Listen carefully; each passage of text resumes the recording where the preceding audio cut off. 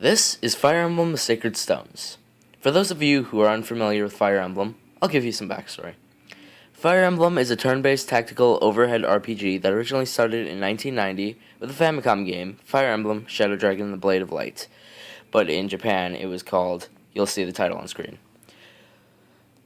Fire Emblem was a series that was released only in Japan up until the 7th installment, which was known here simply as Fire Emblem, but when translated from the Japanese title, which you'll see on screen, it is actually called Fire Emblem: The Blazing Sword. Nintendo was encouraged to release Fire Emblem internationally due to the popularity of the characters Roy and Marth in the fighting game Super Smash Bros. Melee. Well, that was some brief history. Now on to the actual review. Fire Emblem: The Sacred Stones is a great game and has some great solid gameplay. It features a weapon, magic, advantage, and disadvantage system known as the weapon triangle and the magic triangle. This system affects how well you'll do in battle. While in battle, both yours and the enemy's odds of hitting, doing damage, and odds of getting what are called critical hits, which do 3 times the normal amount of damage and treats you to an epic animation, are all judged by stats, and sometimes luck, which is ironically is also a stat. So it's like playing a game of pachinko, with certain pegs removed to alter where the ball will ultimately land. This whole luck thing, I consider a very minor downfall to the game, not a major one since it doesn't affect everything.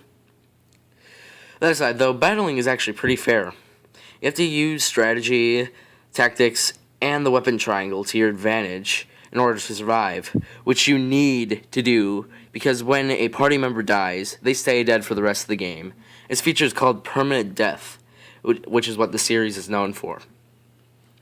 This is an amazing feature since it punishes you for getting careless and mindlessly sending units forward.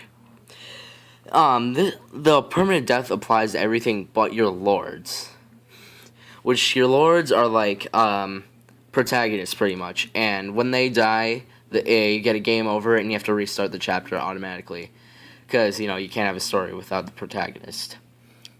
Yeah.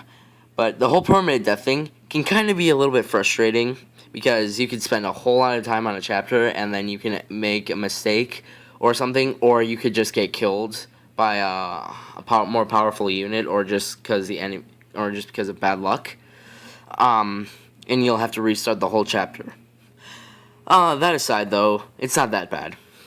Outside of battling, you have an overworld of previously fought places, which you can revisit to get supplies like weapons, medication, to treat wounds, which is known as vulneraries, and magic spells. Each unit can carry up to 5 items. If one unit has more than 5 items, they can set it to your supply carriage, which can be accessed by going up to your lord and choosing the supply option in the menu. All items have durability, which is represented by a number off to the side of the item in the menu.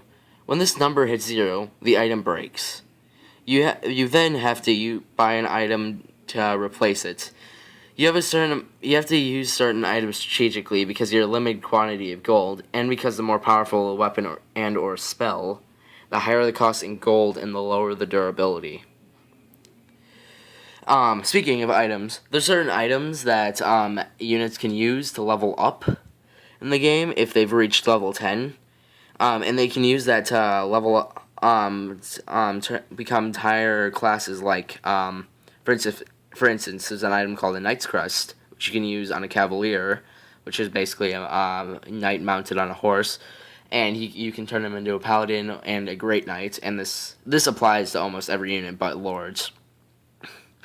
And to get these items, you can usually find them in chests, and you can find them on enemies that they drop, which is represented by the item flashing green in the menu. So those are the main features of Fire Emblem. Overall, what I would rate it, honestly, would be 8.7 to like 9.5. I would go around more like 8, 9 maybe. It's a really good game. And I would recommend any like RPG junkies or anybody who just likes a good challenge, because it's a really challenging game. Something to note, though, is that these games have a reputation of being hard to find and expensive. So if you want to get one, and I know emulation is illegal, but nobody really cares. It's just like downloading music off the internet. That's considerably illegal, but still everybody does it. Anyways, so that was a review.